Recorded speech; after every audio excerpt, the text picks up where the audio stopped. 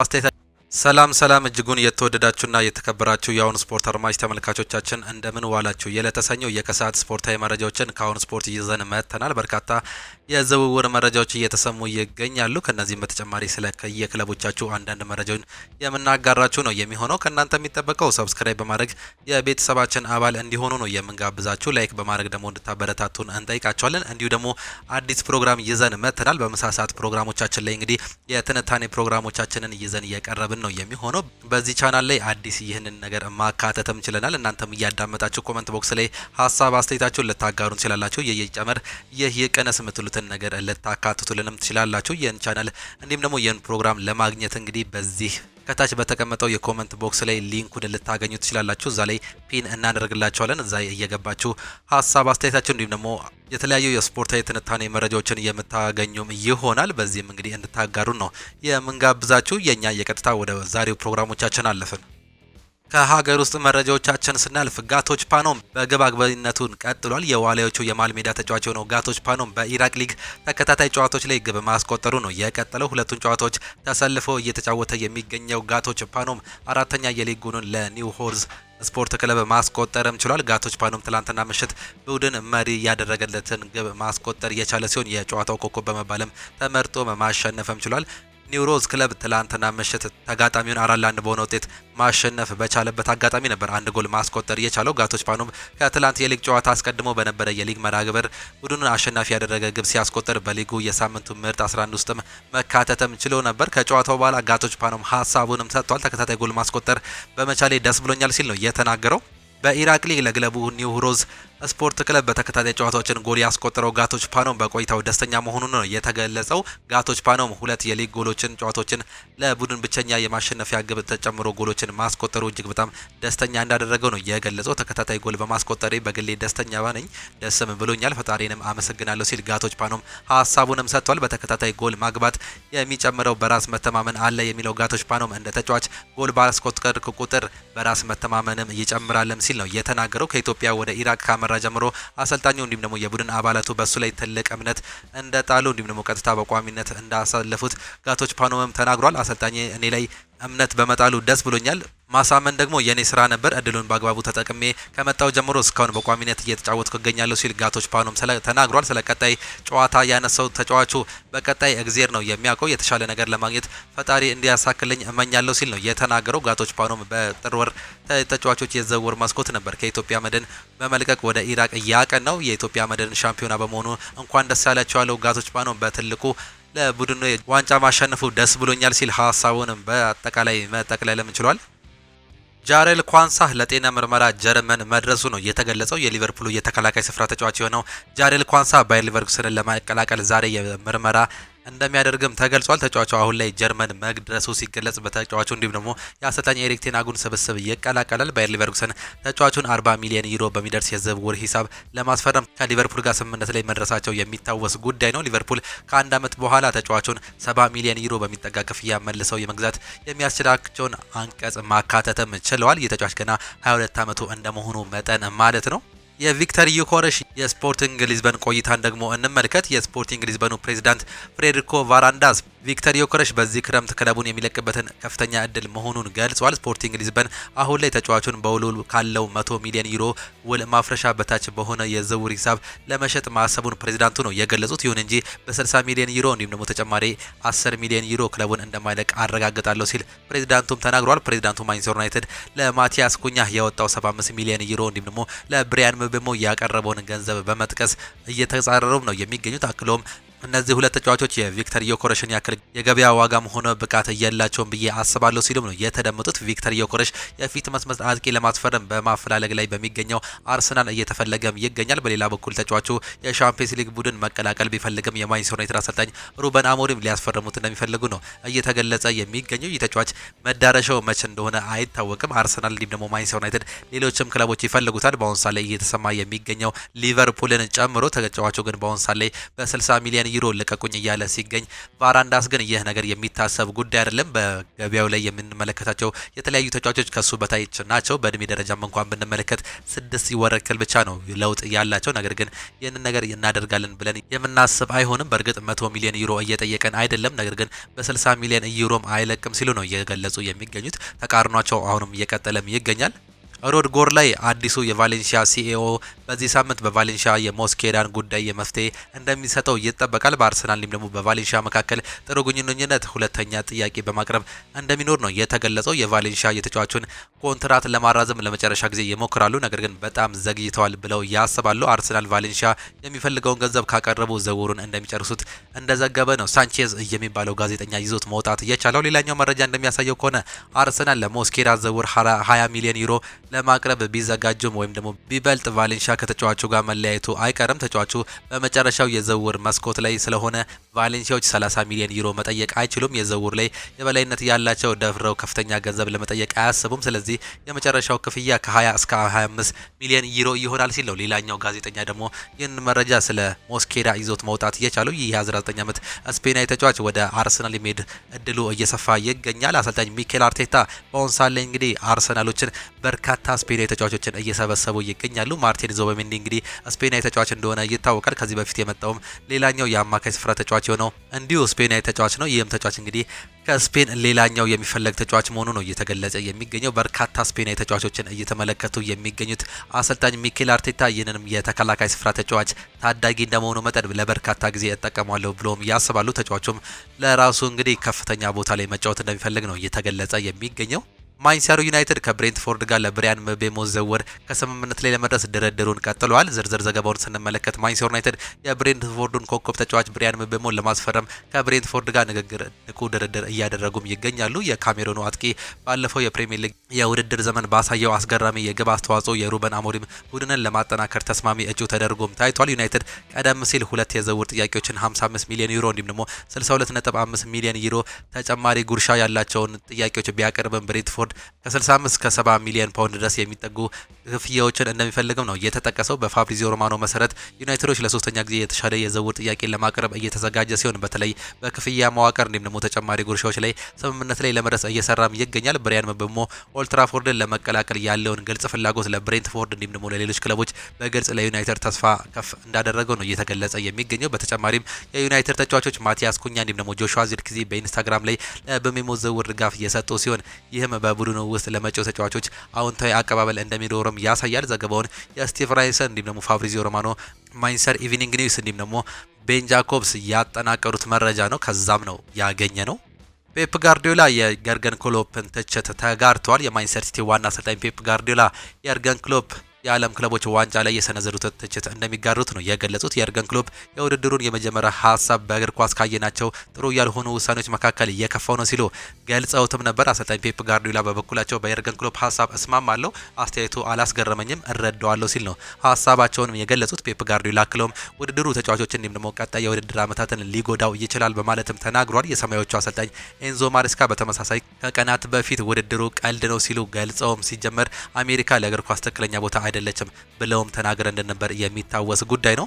ፔፕ ጋርዲዮላ ለተጫዋቾቹ አስፈሪ ቡድን አሉ ብዬ እነገራቸዋለሁ ሲል ነው የተናገረው። የማንቸስተር ሲቲ አሰልጣኝ ፔፕ ጋርዲዮላ አልሂላል በክለቦች የዓለም ዋንጫ ከአስፈሪ ቡድኖች አንዱ መሆኑን ነው የገለጸው። በውድድሩ ትልቅ አቅም ያላቸው አስፈሪ ቡድኖች አሉ ብዬ ለተጫዋቾች እነገራቸዋለሁ ያሉት ፔፕ ጋርዲዮላ አልሂላል ከነሱ ውስጥ አንዱ ነው ብለውም ተናግሯል። አልሂላል ተጋጣሚያችን የመጉዳት አቅም አለው፣ በፊት አድርገውታል፣ አሁንም እያደረጉታል ሲሉ ፔፕ ጋርዲዮላም ተናግሯል። ስለ ሳውዲ አረቢያ ሊግ እድገት ያነሱት ፔፕ ጋርዲዮላ ሊጉ በግልጽ የሚታይ መልኩ እጅግ በጣም እያደገ ነው ሲል በግልጽም ተናግሯል። ፔፕ ጋርዲዮላ እንግዲህ የተለያዩ ሀሳቦችንም ሰጥተው ነበር በፕሬስ ኮንፈረንሳቸው።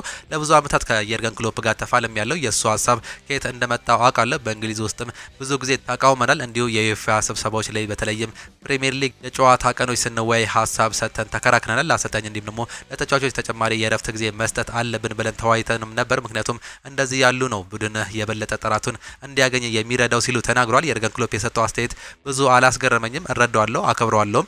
የርገን ክሎፕ ጋር ለብዙ ዓመታት እንደ ተቀናቃኝነት የማይታመን ግንኙነት ነበረን። አሁን ላይ እረፍት ላይ ነው። እናም ሀሳቡን ተረድቻለሁ። እኔም የእሱን ሀሳብ ተጋርቼ እሟገታለሁ። ያው እንደዛውም ሆኖ ስራ ላይ ነን። የፊፋ ዩኤፋ የፕሪሚየር ሊግ ወይም ደግሞ የሴሪ ደንቦችን እንከተላለን ወይም ደግሞ እናከብራለን ሲሉም ተናግሯል።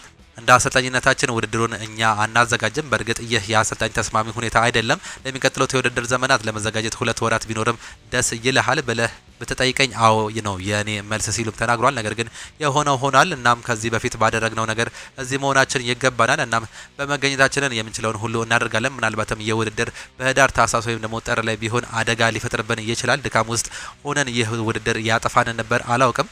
ግን በህይወታችን ውስጥ ይህ ሲከሰት ለመጀመሪያ ጊዜ ነው። በአይምሮዬ እንዲም ደግሞ እንደማስበው ከዚህ ቀደም ተጫዋቾች በዓለም ዋንጫ ላይ በአውሮፓ ሻምፒዮንስ ሊግ በብሔራዊ ቡድናቸው ተጫውተዋል።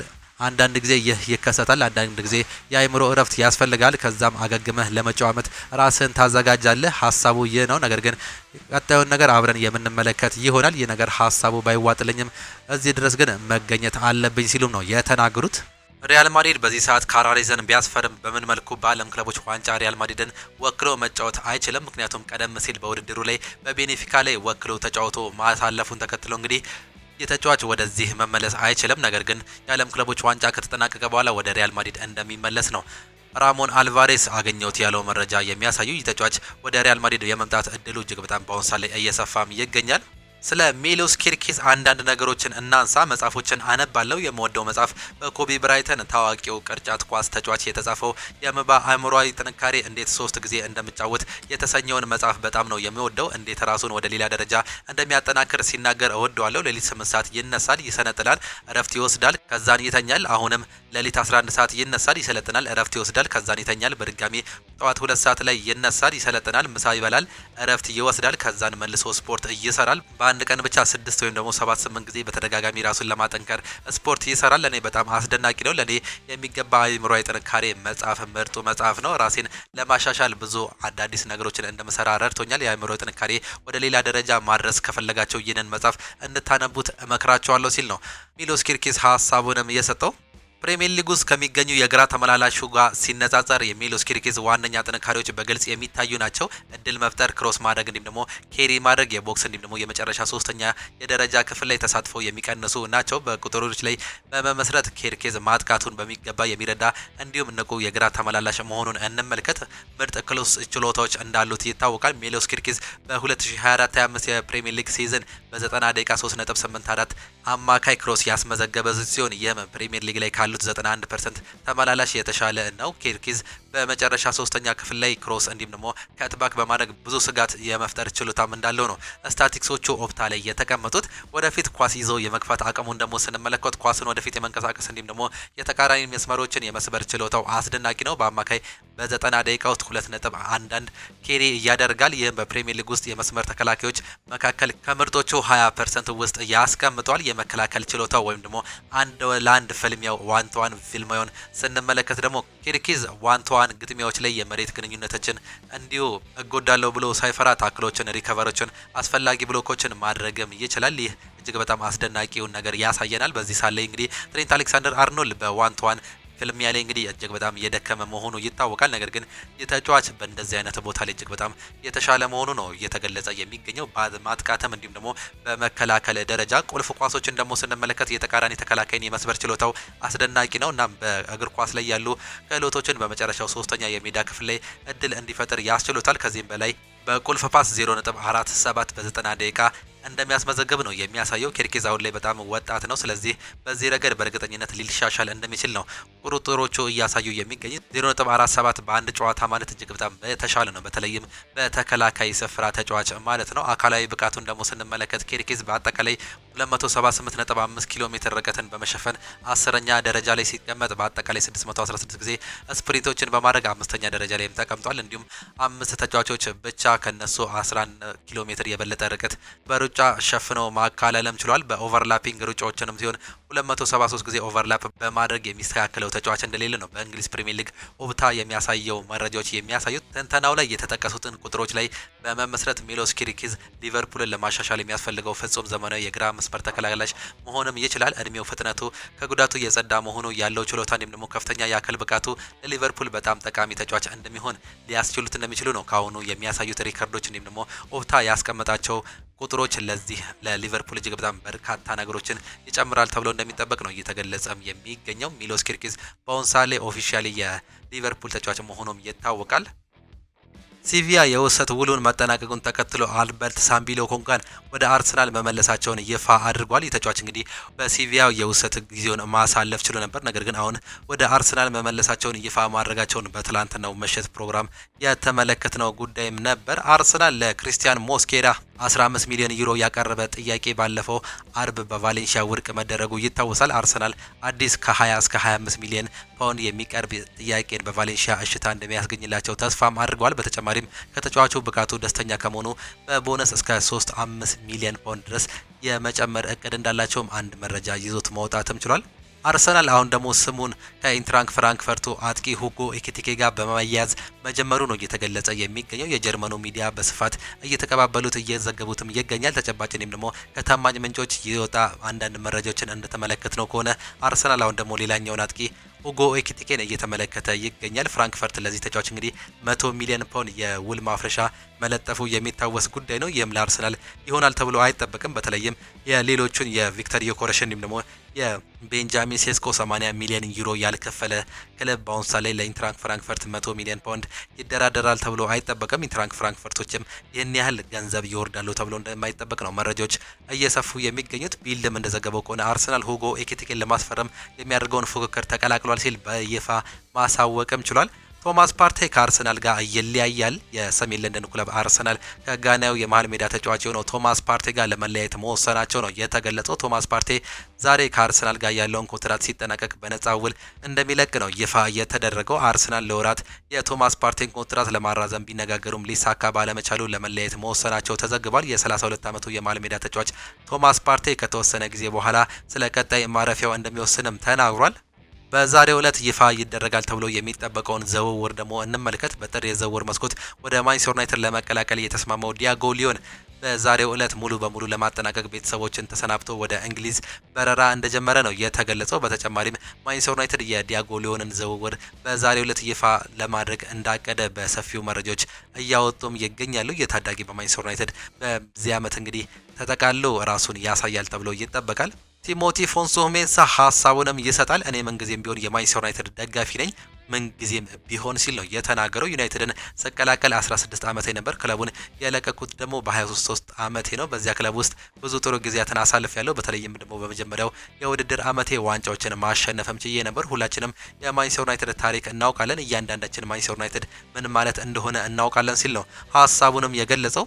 የረጅም ጊዜ ውል ለተስፈኛው ታዳጊም ሰጥቷል ማንቸስተር ዩናይትድ። ታዳጊው የካሪንግተን ታዳጊ ጄጄ ጋብሪኤል ለማንቸስተር ዩናይትድ ቤት አዲስ የረጅም ጊዜ ውል ሊፈርም እንደሆነም ተገልጿል። ምንም እንኳን በርካታ የአውሮፓ ታላላቅ ክለቦች ተጫዋቹን ለማስፈረም ፍላጎት ቢኖራቸውም ተጫዋቹ ግን በማንቸስተር ዩናይትድ ለመቆየትም ወስኗል። በመሆኑም ስምምነቱ የመጨረሻ ደረጃ ላይ ሲሆን እንደተለመደውም ለተጫዋቹ መቆየት ጄሰን ዊሎክ ከፍተኛ ሚና እንደተጫወተ ነው ፋብሪዚዮ ሮማኖ በሰፊው ማሳወቅም የቻለው። ቼልሲ ተጫዋችን ለማስፈረም መስማማቱም ነው ይፋ የተደረገው። የምዕራብ ለንደኑ ክለብ ቼልሲ ብራዚሊያውን የፊት መስመር ተጫዋች የሆነው ዣኦ ፔድሮን ለማስፈረም ከብራይተን ጋር ስምምነት ላይ መድረሳቸው ይፋ ተደርጓል። የ23 ዓመቱ የፊት መስመር ተጫዋች የሆነው ዣኦ ፔድሮ በቼልሲ እንዲሁም ደግሞ ኒውካስል ዩናይትድ ቢፈልግም ሰማዮቹ ምርጫቸው ማድረጉም ተነግሯል። ቼልሲ ለዣኦ ፔድሮ ዝውውር 50 ሚሊዮን ፓውንድ እንደሚያወጡ ሲገለጽ ተጫዋቹ የ6 ዓመት ውል እንደሚፈርምም ነው ይፋ የተደረገው።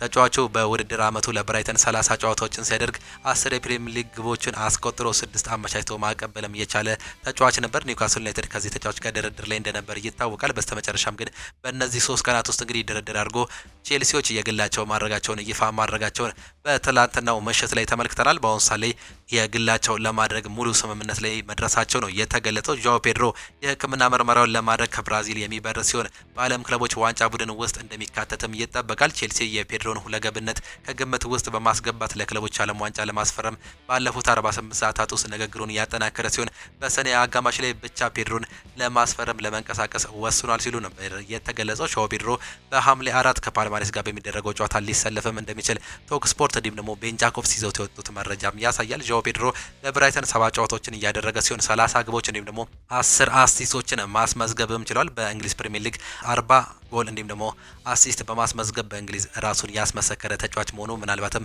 ለቼልሲ እጅግ በጣም ጥሩ ጠቀሜታን እንደሚሰጥ በሰፊው እየተገለጸም ነው የሚገኘው።